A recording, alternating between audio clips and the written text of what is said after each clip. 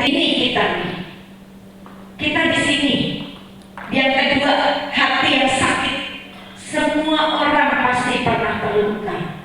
Apapun lukanya itu, mau kecil, mau besar, namanya itu karena kita pengen mati dalam keadaan husnul khotimah. Maka ada perjuangannya. Begitu juga ketika nih hati sedang sakit, kita akan berusaha pengen nyehatin. Kita badan kita sakit aja kita nggak mau. Sholat jadi nggak enak. Yang harusnya bisa pergi hangout sahubun marid, hati yang sakit. Kalau kita punya badan sakit aja, kita ikhtiar nggak pengen nyembuhin. Gini deh, pernah nggak sakit gigi? Lebih sakit gigi Pak Hati, udah bukan emosi lagi, benci. Maka dua-duanya nggak enak. Kita sakit gigi, emosi, nggak bisa tidur, marah, makan nggak enak.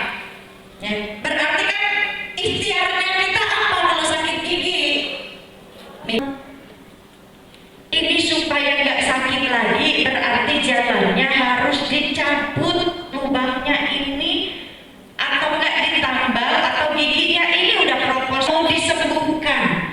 Ada si sakit hati di sini, ada si benci yang tinggal di dalam ruangan ini, ada si dendam, ada si yang gak bisa maafin, ada si sombong, ada si dengki, si iri, si pemarah.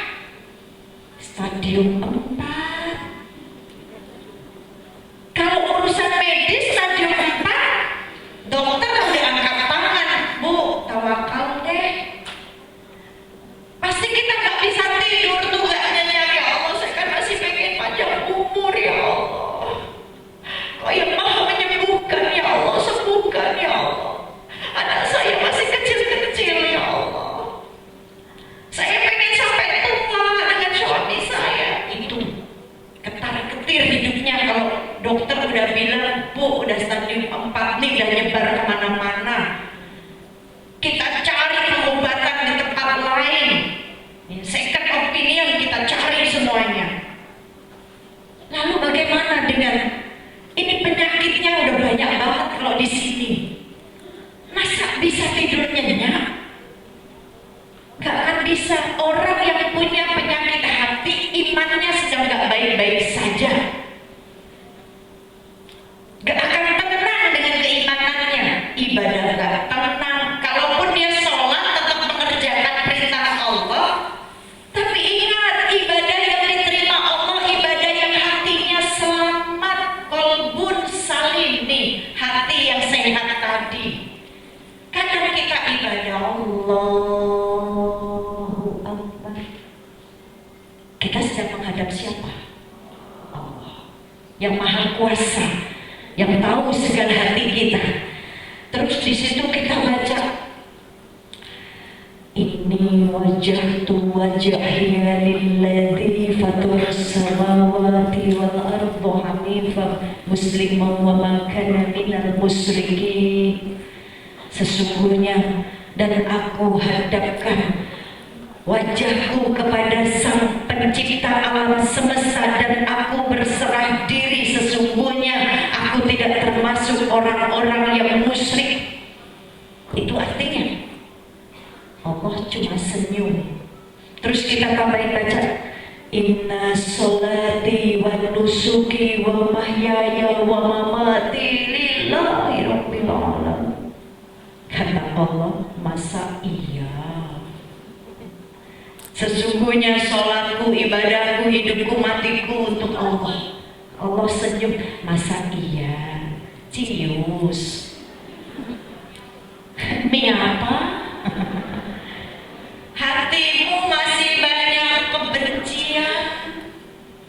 Bagaimana sholatnya, persapaan Allah yang penuh cinta ini?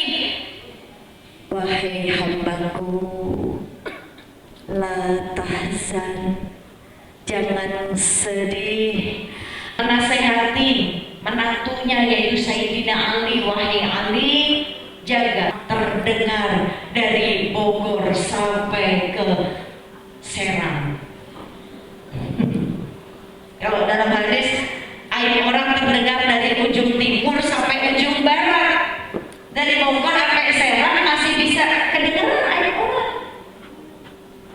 jaga lisan. Kadang kita nggak sadar, kita terluka, ya, kita kecewa sama makhluk, punya masalah, kita cerita sama bestie kita. Di grup kita lihat, yang bisa mendengarin saya siapa ya? Jabrinya nggak di grup, Jabri sendiri. Saya ketemuan yuk, pengen curhat. Oke. Ya, mau bakso atau ngopi lah ke tempat yang enak banget. Cerita, aku punya masalah. Aku gak nyangka hidup aku begini. Suami aku tuh begini. Saya dipegang tangannya. Aku bingung harus gimana. Tapi kamu jangan bilang-bilang ya. Ini cuma aku sama kamu doang yang tahu. Say, tolong jangan jaga ya. Malu aku kalau sampai orang-orang tahu. Iya, tenang ya, sabar ya. Manis sekali. Besok yang tadi diceritain, ketika ngumpul lagi arisan ketemu bestie yang ada di grup itu juga. Saya tahu nggak saya? Gue ini bingung loh. Si itu lagi punya masalah. Katanya suaminya begini.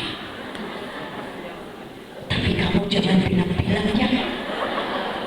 Ini antara aku sama kamu doang yang tahu. Oke, siap. Besok dia lagi ngaji, duduk di belakang. Sengaja duduk di belakang biar yang ceramah gak ngeliatin dia. Tahu gak, kemarin ternyata si A, gak usah sebut namanya deh, takut di sini ada yang namanya sama. Si A sedang punya masalah loh. Kayaknya kalau kita lihat di sosial media, sok romantis banget sama suaminya. Semua flexing lah, diumbar. Ternyata kamu tahu nggak, dia lagi punya masalah. Tapi kamu jangan bilang-bilang. Ini aku sama kamu doang yang tahu. Kan orang kalau lagi ngomongin orang tuh satu alis sama alis nyambung. Betul nggak? Sambil begini matanya, mulutnya senang, ya, gaya apa aja. Itu Nabi Muhammad. Contoh, kalau kita merasakan hidup sedang tidak baik-baik saja, galau berkepanjangan, luka terus-terusan, ya, terus kepengen nyembuhinnya, kita ingat bagaimana ketika Nabi Muhammad, ketika beliau diperlakukan hal-hal yang tidak mengenakan, apa yang beliau lakukan? Ketika beliau diludahi, apakah beliau balas meludahi orang yang meludahinya? Tidak. Ketika beliau dilemparin kotoran, apakah beliau balas orang yang melemparin kotoran? Tidak. Ketika beliau dilemparin batu di kota Taif, apakah beliau membalas orang-orang tersebut dengan melemparin batu juga? Tidak. Luka jangan dilihatkan oleh orang lain. Allah tahu lukanya kita, tapi kita minta sama Allah agar orang lain juga tidak terluka. Ini yang dilakukan oleh Nabi Muhammad. Mungkin kalau kita nih hidup bersama beliau, mendampingi beliau, kita gak akan kuat, kita gak akan sanggup melihat perilaku orang saat itu terhadap Nabi Muhammad. Kita gak akan sanggup, kita akan nangis. Kan gitu. Jadi kita belum ada seberapanya luka ini dibanding lukanya Nabi Muhammad.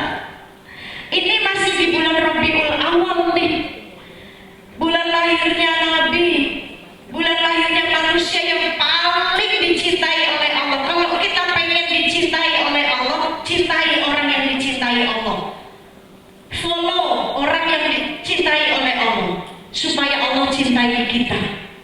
Ini karena kita nih banyak dapat kemuliaan dari Allah. Kenapa? Apakah dari sholat kita? Tidak. Apakah dari zikir kita? Tidak. Apakah dari sedekah kita? Tidak. Lalu dari apa? Karena kita umatnya Nabi Muhammad. Ini istimewanya kita. Jadi ikuti. Qul in kuntum tuhibbunallah fattabi'uni yuhibbukumullah wa yaghfir lakum dzunubakum. Asbabun nuzul ayat ini turun ketika saat itu, ketika Nabi Muhammad ini ya, menyebarkan Islam, mengajak orang-orang untuk beriman kepada Allah, beriman kepada Nabi Muhammad. Mereka banyak yang tidak mau beriman, dan sebagian hanya mengimani Allah saja, tidak suka dengan Nabi Muhammad. Beliau dikatakan pembohong, pemfitnah, penyihir. Nabi Muhammad saja tidak lepas dari mulutnya manusia. Lalu siapa kita mau lepas dari mulutnya manusia? Gak akan bisa. Betul gak? Nabi seorang kekasih Allah aja gak lepas dari mulut. Yang penting latih hati kita untuk tidak melakukan hal yang sama. Punya manajemen hati perlu ya. Orang boleh yang penuh cinta ya. Emang ada tanya jawab? Oh ada. Baik, sebentar lagi. Ini yang dicontohkan Nabi Muhammad. Tahu gak beliau orang yang paling setia sama kita. Ini karena sedang berada di bulan Rabiul Awal, supaya kita duduk di sini ini menjadi saksi atas cintanya kita kepada Nabi besar Muhammad, supaya Allah juga cintai kita. Gak ada salahnya kita mengingat sedikit saja sebuah kisah perjuangannya beliau. Karena kan kita hidup sudah tidak di zaman Nabi ya, kita hidup jauh dari Nabi.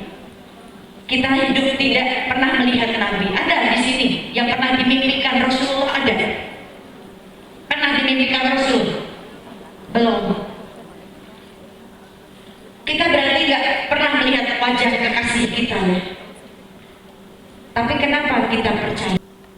Hingga Allah berikan ujian dalam kehidupan kita.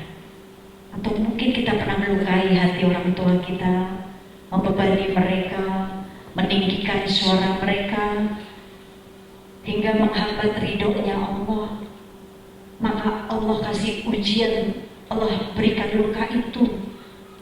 Walaupun wasilahnya mungkin ada makhluk yang dihantarkan oleh Allah untuk menguji kita, untuk membuat hati jadi terluka.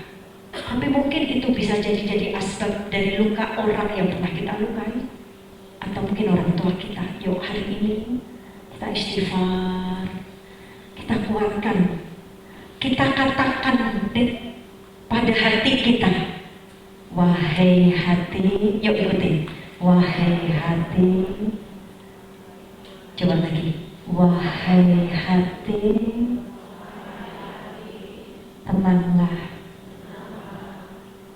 aku punya Allah, aku punya Allah. Astaghfirullahaladzim, Astaghfirullahaladzim.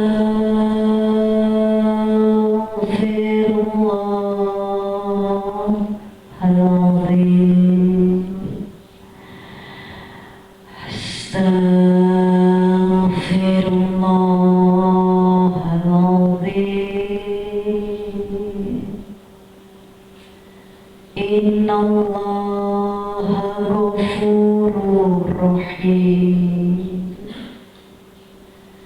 Wa'fu 'anna waghfir lana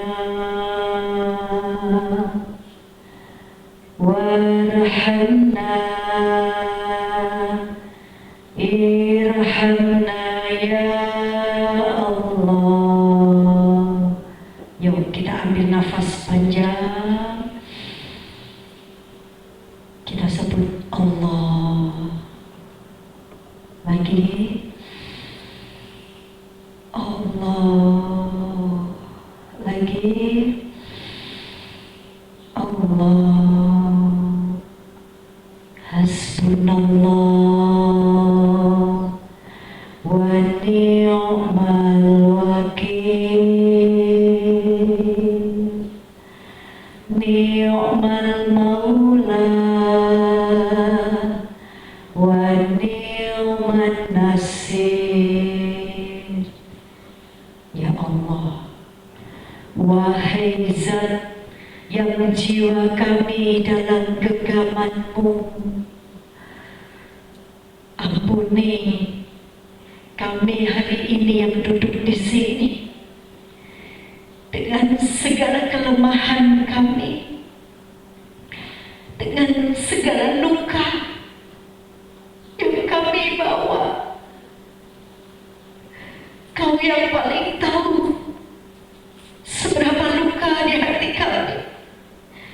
Kau yang paling tahu beratnya ujian kami. Kau yang paling tahu yang kami pikirkan, yang sedang kami tanggung. Ya Rabb, hasbunallah wa ni'mal wakil, ni'mal maula wa ni'man nasir. Kami yakin tidak ada manusia yang paling mengerti keadaan kami. Tidak ada manusia yang paling mengerti beratnya yang kami tanggung, beban yang sedang kami rasakan. Bahkan suami kami, anak-anak kami pun mereka gak mengerti apa yang sedang kami rasakan, yang sedang kami perjuangkan. Sesak hati ini ya Rabb. Tapi kami yakin Engkau tidak memberikan beban. Engkau akan meringankan beban ini. Dan Engkau tidak salah meletakkan beban di pundak kami.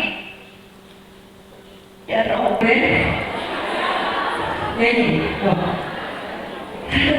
Alhamdulillahirrahmanirrahim. Gimana, udah nangisnya? Teteh nangis? Ya, Masya Allah. Teteh bisa apa kabar teteh?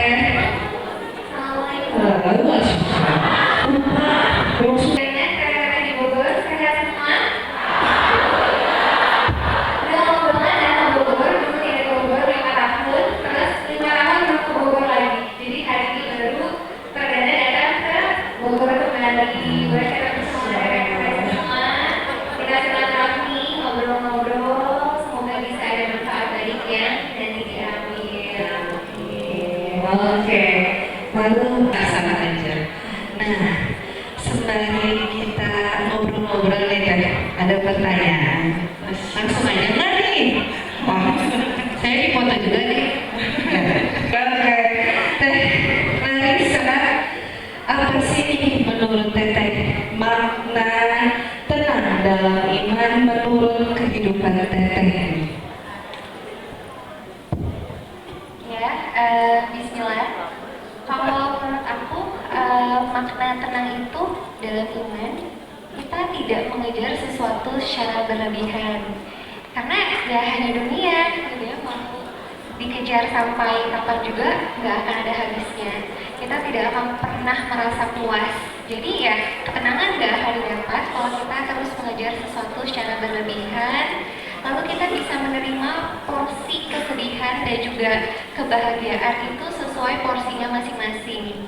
Karena Allah yang maha tahu yang terbaik buat hambanya. Jadi ketika kita merasa ada kesedihan yang kita nggak suka, itu pasti Allah tahu bahwa ini tuh yang terbaik. Karena pasti nanti akan ada kebaikan setelahnya. Jadi itu akan membuat kita tenang juga dengan menerima porsinya sesuai dengan porsi masing-masing. Karena kapasitas manusia itu terbatas, kita nggak bisa minta lebih, kita juga nggak bisa minta kurang, tapi kita bisa menerima. Dan ketika semua itu kita udah pahamin, ya insya Allah akan jadi lebih tenang rasanya.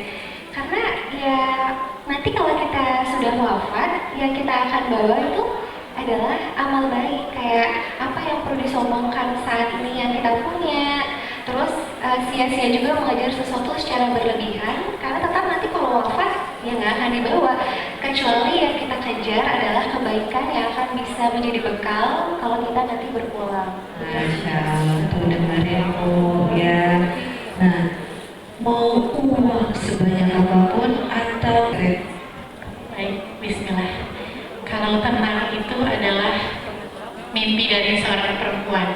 Kita ini semuanya pasti pengen tenang, ya. Kalau kita punya sesuatu yang kita inginkan dan sudah menjadi seorang ibu, gitu ya, ternyata tenang itu adalah sesuatu ikhtiar yang kami dapatkan, ya. Dan tenang itu tetap bisa kita dapatkan meskipun kita sibuk, meskipun kita berkegiatan. Jadi saya percaya bahwa tenang itu ada dalam syukur. Kalau kita bisa bersyukur dalam keadaan apapun, insya Allah kita bisa dapetin tenangnya. Karena kalau tenang itu healing, repot ya kalau nggak bisa healing, nggak piknik, nggak tenang-tenang gitu ya. Apalagi ibu-ibu pasti dari pagi ya jadi orang pertama yang bangun pertama kali. Dan biasanya kita juga orang terakhir yang tidur. Jadi tenang itu untuk saya adalah sesuatu yang bisa kita ukur untuk bisa kita dapatkan. Jadi kepengen tenang, caranya diukur, di-manage, dan dievaluasikan. Jadi yang namanya perempuan itu pasti ngerasa ada yang dikorbankan. Kadang kalau ditanya sampai-sampai siapa sih orang yang paling kamu sayang, biasanya orang tua, suami, atau anak, kita sampai lupa bahwa yang harus nomor satu kita sayang adalah diri kita sendiri. Karena begitu kita udah sayang sama diri kita sendiri, kita minta tolong sama badan, kita terima kasih sama badan, insya Allah udah dapat temannya. Masya Allah ya. Intinya bersyukur dan Bersyukur. tidak ya. Ini patut harus kita garis bawahi. Jangan terlalu mengejar dunia secara berlebihan, tetapi cari makna di balik itu. Jadi akhirat seperti itu. Dan untuk umat kesayangan, nah umat sendiri nih sama pernah ngasih umat hatinya itu merasa si itu beli AC dan saya belum, ya udah diterima gitu ya umat. Ya saya belum bisa pakai mobil, si itu nyampe, yang penting nyampe gitu ya umat. Masya Allah.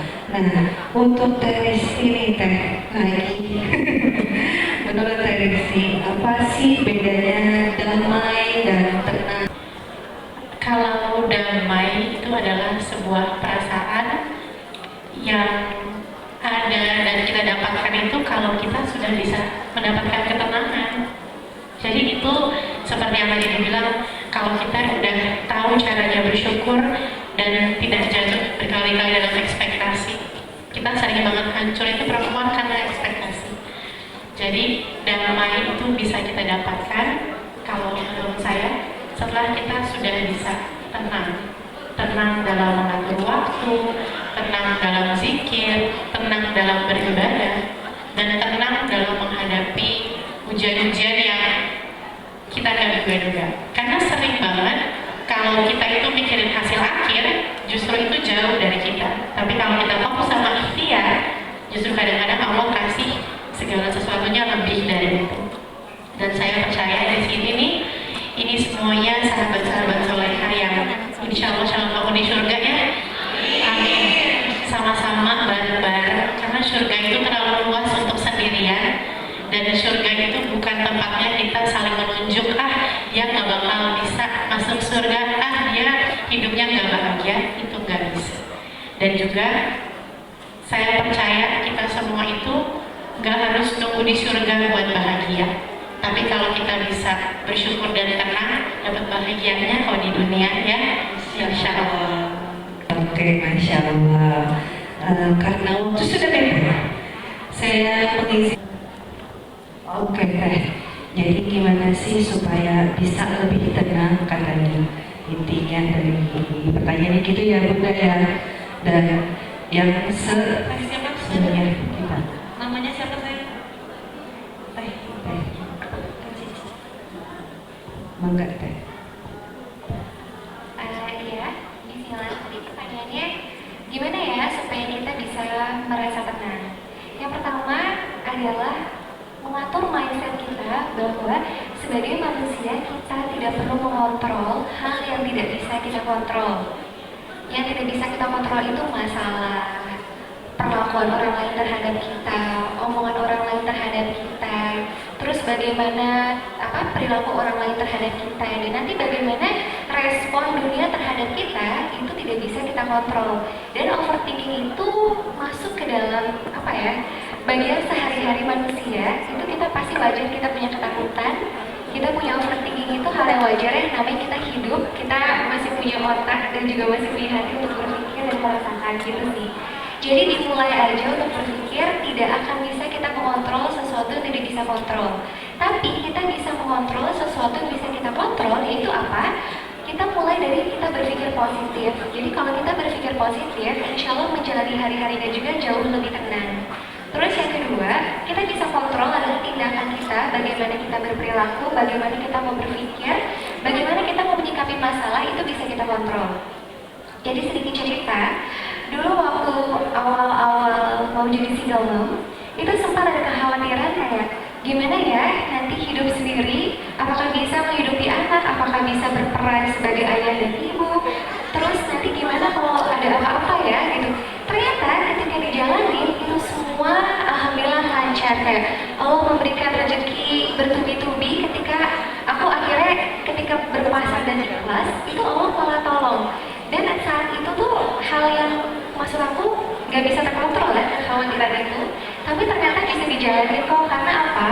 Mindsetnya aku kontrol, terus kedua ikhtiarnya juga dikencengin. Karena sebagai manusia kalau kita hanya overthinking, tapi kita nggak tahu nih jalan keluarnya kayak gimana, cuman berlarut-larut dalam kesedihan, terus mikirin kayak kok begini ya, kok begitu, ya kita akan terjebak dalam overthinking itu sendiri. Tapi kalau kita bisa mengontrol pikiran kita dan untuk diarahkan supaya kita punya jalan keluar yang baik, ya insya Allah semuanya bakalan lancar. Itu sih, jadi kuncinya kita semua mengontrol aja apa yang bisa kita kontrol. Karena hidup ini udah berat ya, dunia ini udah banyak masalah. Kalau kita membebankan pikiran kita dengan hal-hal yang ya sulit, mikirin omongan orang, mikirin respon orang lain, nanti gimana ya, takut gagal, takut ini, takut itu, ya kayaknya akan makin berat gitu sih. Iya, gimana Bunda Cengku? Tuh, jadi aku yakin dengan apa yang mau katakan ya. Oke, satu pertanyaan untuk Uma, 2, 3 itu yang ungu deh, yang ungu. Teteh yang ungu. Teteh mau berdiri boleh. Assalamualaikum warahmatullahi wabarakatuh. Waalaikumsalam cintaku. Assalamualaikum Teteh Harisa sama Teteh Rizky. Waalaikumsalam. Terima kasih, hari ini ilmunya banyak sekali yang saya dapat. Izin saya bertanya, bagaimana saya atau mewakili para perempuan yang ada di sini belajar menerima luka masa lalu atau masa kecil yang sejatinya orangnya masih ada di dalam lingkungan sekitar kita. Itu yang saya ingin tanyakan. Mudah-mudahan jawabannya bisa melegakan hati dan bisa menjadi penerang untuk semua. Terima kasih Uma. Terima kasih Teteh. Maka umatkan dalam diri bahwa secinta apapun kita sama suami, secinta apapun kita orang yang kita sayang, sisakan sedikit ruang bahwa mereka adalah manusia yang sama-sama terbatas perilakunya, hatinya, tindakannya, dan Allah uji kepada orang tersebut, maka itu yang akan terus jadi penyakit untuk kita. Solusinya adalah apa? Maafkan orang itu karena Allah. Karena kalau kita terus sakit, kita ingat orang itu, kita sendiri yang rusak. Maafkan orang itu karena kebahagiaan diri kita. Maafkan orang itu sebagai doa malah kita sama Allah. Ya Allah, aku punya bekal memaafkan orang itu untuk bekal aku di surga nanti.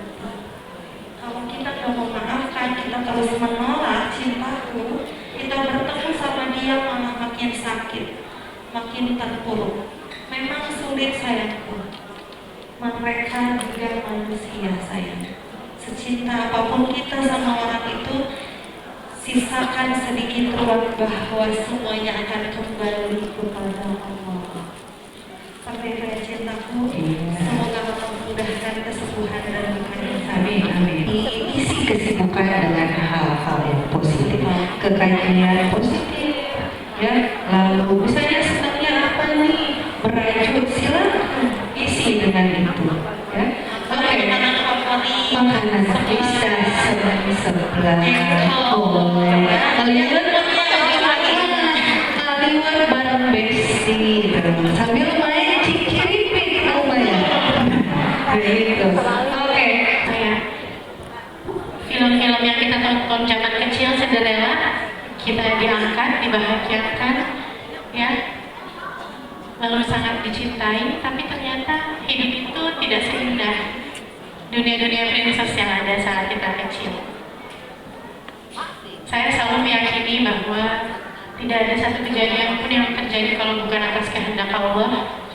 Bahkan dalam sebuah kegagalan, di situ kita merasakan banyak sekali kondisi-kondisi yang tidak bisa kita kontrol. Bahkan kadang belum lagi orang-orang di luar yang menilai, padahal dalam diri kita sendiri pun punya luka, dalam diri kita sendiri pun butuh disembuhkan. Apalagi kalau kita berpisah dalam keadaan sudah punya anak, kita merasa kita mengorbankan mereka. Itu semua luka pasti ada, tapi hidup harus jalan terus. Saya percaya bahwa takdir Allah pasti baik. Kalau kita berpisah, Allah tidak menghendaki, pasti Allah akan mempertemukan lagi. Tapi kalau Allah mengganti dengan yang lebih baik, atau Allah membiarkan kita tetap sendiri, itu maunya Allah. Karena sekuat apapun kita genggam, kalau kata Allah, bukan Risti, ini bukan punya Risti.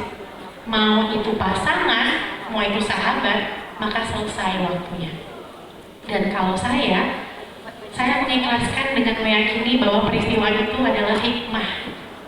Perjalanan yang saya lalui itu ada hikmahnya. Bisa buat saya, bisa buat anak saya, buat orang lain. Jalanin. Jalan aja terus. Dan dari setiap kegagalan, saya menemukan bahwa Allah Maha mengabulkan doa. Doanya jangan suka dipatahin ya Bun. Ada yang suka pengen pergi umroh. Saya pengen umroh, tapi anak saya mau masuk sekolah. Saya pengen umroh, tapi mana mungkin saya buat bayar kontrakan aja nggak cukup. Kata Allah, baru mau dibilang sama Allah, kabulkan doanya, nggak jadi, karena kita yang patahkan doa. Jadi buat saya yang pernah merasa gagal, sedih boleh, nangis boleh, tapi jangan lama-lama. Karena hidup harus jalan terus. Peristiwa itu bisa terjadi sama siapapun. Buat kita yang mengalami, ayo semangat lagi, bangkit lagi. Percaya satu hal, hidup ini cuma soal meninggalkan dan ditinggalkan. Mau bercerai atau ditinggal meninggal, itu tetap akan terjadi. Siapa di sini yang kepengen, saya maunya meninggal sama suami saya sama-sama? Apa semuanya bisa kayak gitu? Tidak semua seberuntung Vanessa, Angel, dan Bibi. Mereka salah satu contoh, mereka bisa meninggal bersama. Tapi di balik itu ada hikmah. Jadi buat kita yang berpisah, mau di dunia ataupun di akhirat, itu ketetapan Allah. Yang bisa kita lakuin cuma satu, belajar terus jadi versi terbaik kita yang baru dari yang kemarin. Hidup itu belajar kok.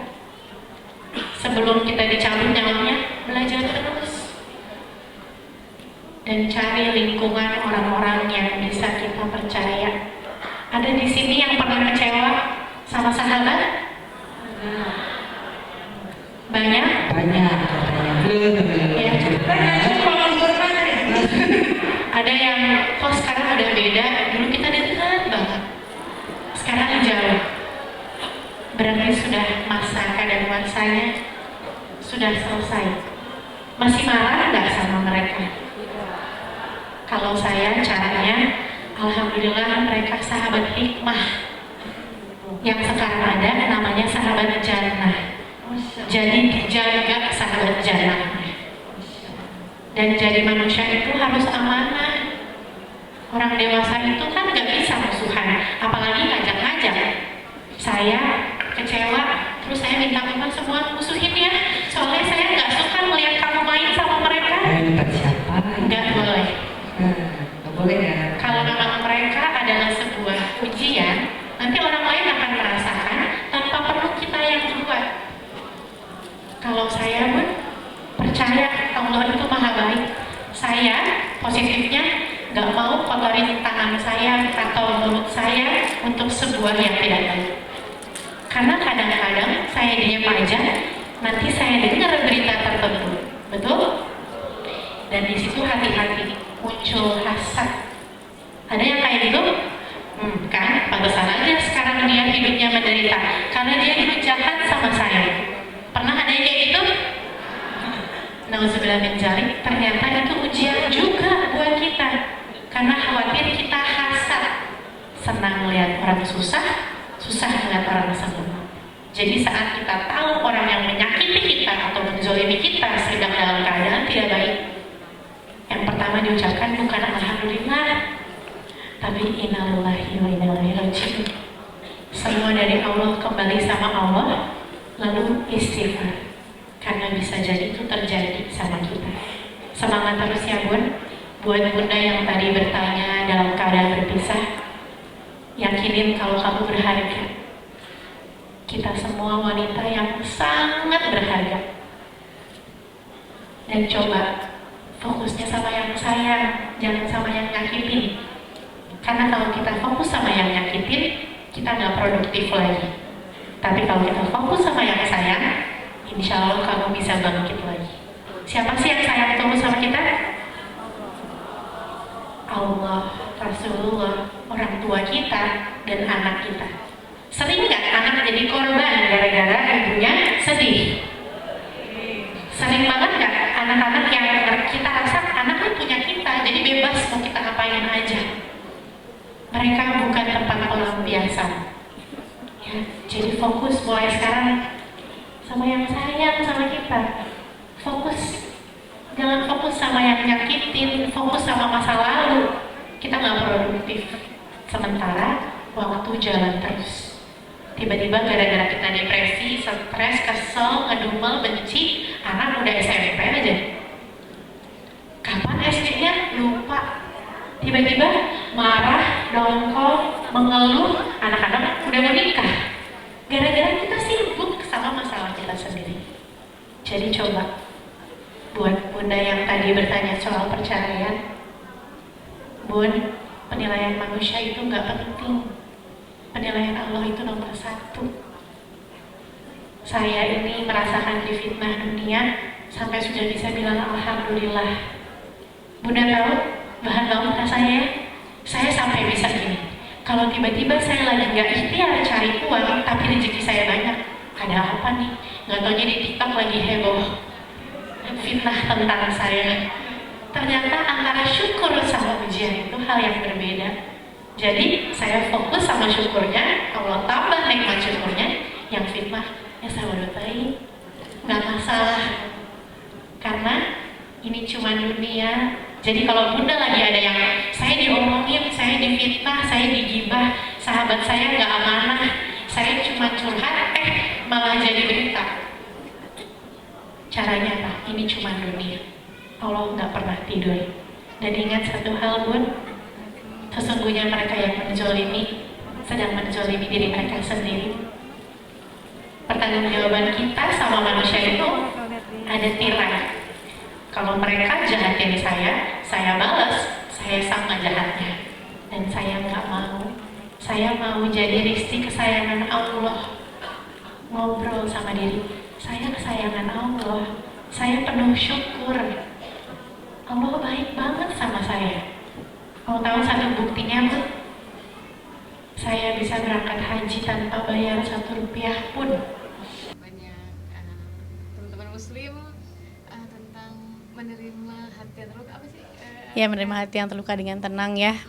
Bismillah. Kalau saya pribadi sih memang 2 tahun terakhir memang lebih semangat untuk melakukan semua kegiatan apapun tuh tujuannya memang dilurusinnya dakwah. Jadi misalnya saya punya bisnis fashion muslim, saya mau dakwah syiar lewat baju.